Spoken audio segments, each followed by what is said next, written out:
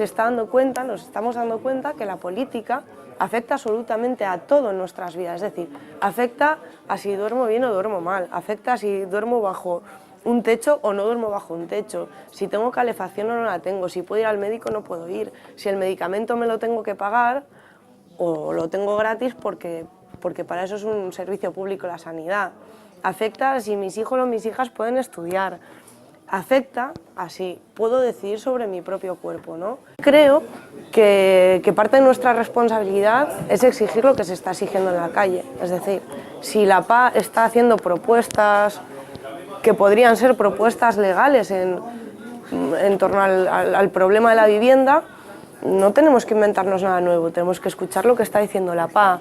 Si la Marea Blanca hace propuestas en sanidad, pues tenemos que escuchar a la Marea Blanca. Si la Marea Verde hace propuestas en educación, tenemos que escuchar a la Marea Verde. Es decir, tenemos que,